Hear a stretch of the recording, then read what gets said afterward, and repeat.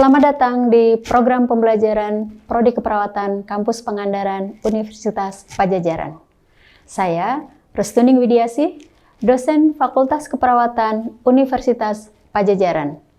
Dalam video ini, saya akan menjelaskan tentang konsep dan asuhan keperawatan kehamilan patologis. Materi ini akan meliputi pendahuluan, jenis-jenis kehamilan patologis, konsep preeklamsi dan eklamsia, asuhan keperawatan pada kasus preeklamsia dan eklamsia. Saya akan memulai dari pendahuluan. Patologis pada kehamilan atau sering disebut juga dengan kehamilan resiko tinggi adalah kehamilan yang meningkatkan resiko masalah kesehatan bagi ibu hamil, janin, ataupun keduanya. WHO memperkirakan sebanyak 35.000 ibu per tahun meninggal saat hamil atau bersalin akibat dari komplikasi kehamilan, yang sering terjadi pada usia 20 tahun atau lebih dari 35 tahun.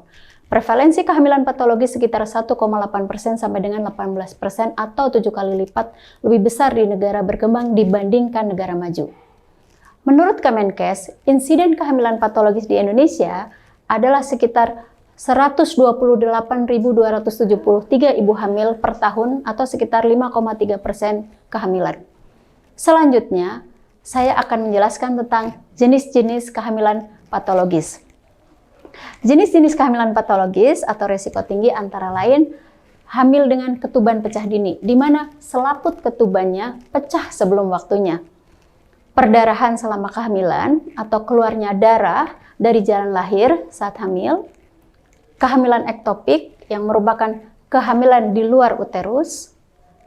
Abortus, yaitu lahirnya janin sebelum usia 20 minggu.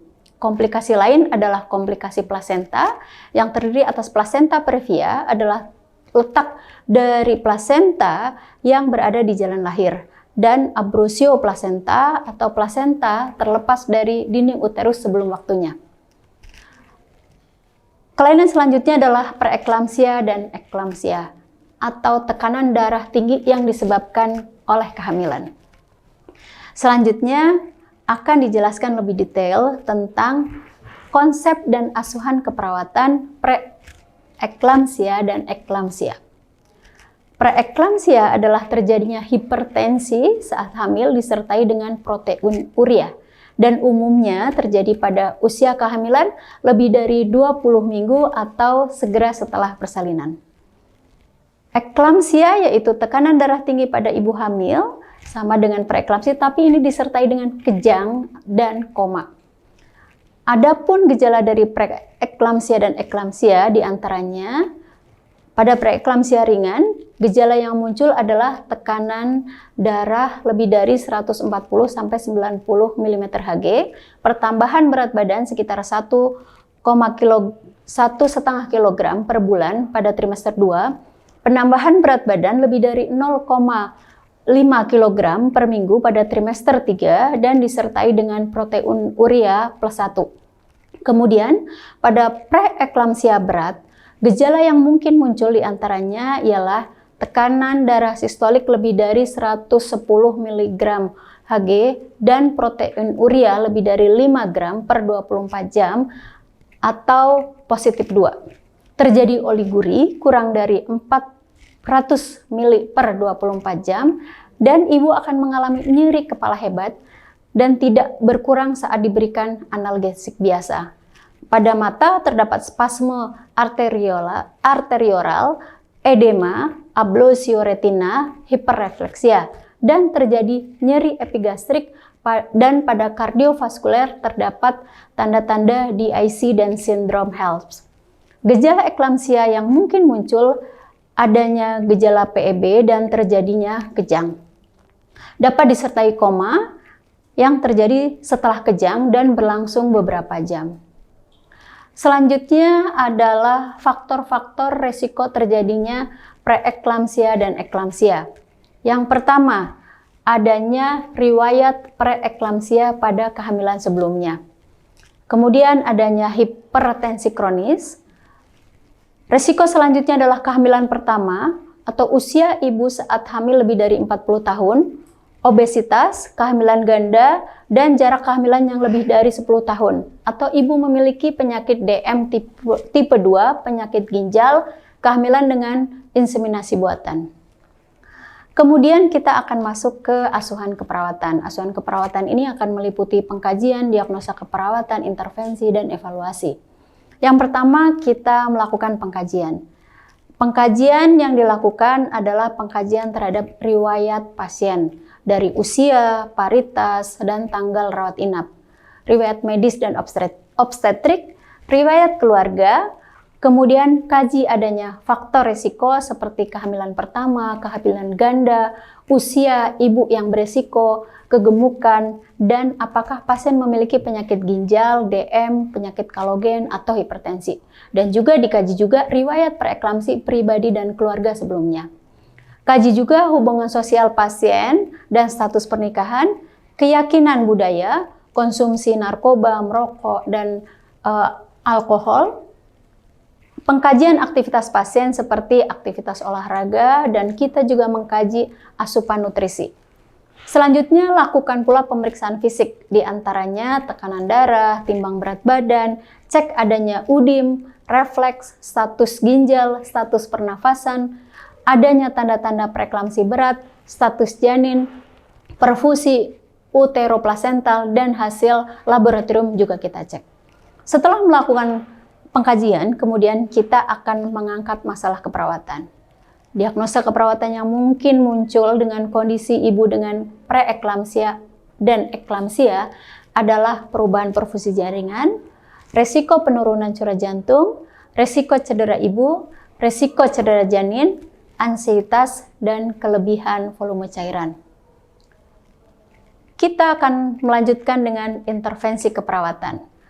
Pada pasien dengan preeklamsia ringan, intervensi keperawatan antara lain, kita perhatikan dulu jika ibu hamil usia kehamilan kurang dari 35 minggu dan tidak terdapat tanda-tanda perbaikan, maka ibu dianjurkan untuk melakukan ANC 2 kali seminggu secara rawat jalan. Observasi tekanan darah, protein urea, refleks, dan kondisi janin. Istirahatkan ibu atau bisa juga dirawat di rumah sakit. Jika tekanan darah normal, ibu bisa dipulangkan. Pada kehamilan lebih dari 35 minggu, lakukan terminasi kehamilan. Jika serviks matang, lakukan kolaborasi, induksi, oksitosin, kemudian infus. Jika serviks belum matang, kolaborasi pemberian prostaglandin, misoprostol, atau kateter Foley, dan lakukan terminasi dengan operasi seksio sesaria. Pada pasien dengan preeklamsi berat, intervensi yang dapat dilakukan adalah dengan manajemen kejang, yaitu dengan memberikan obat anti kejang, kemudian kita melengkapi perlengkapan untuk penanganan kejang, manajemen jalan nafas, melakukan penghisapan lendir apabila memang terdapat banyak lendir, gunakan masker oksigen, lindungi pasien dari trauma, dan aspirasi mulut dan tenggorokan. Posisikan pasien miring kiri, kepala sedikit diangkat, berikan oksigen 2-6 liter per menit. Apabila tekanan diastolik tinggi lebih dari 110 mg Hg, lakukan kolaborasi pemberian antihipertensi sampai tekanan diastolik 90-100 mm Hg. Kemudian pasang infus cairan RL, catat intake output cairan, ukur volume urin, dan periksa protein uri. Observasi tanda-tanda vital secara reguler, refleks, dan denyut jantung janin setiap jam, dan juga dilakukan auskultasi paru.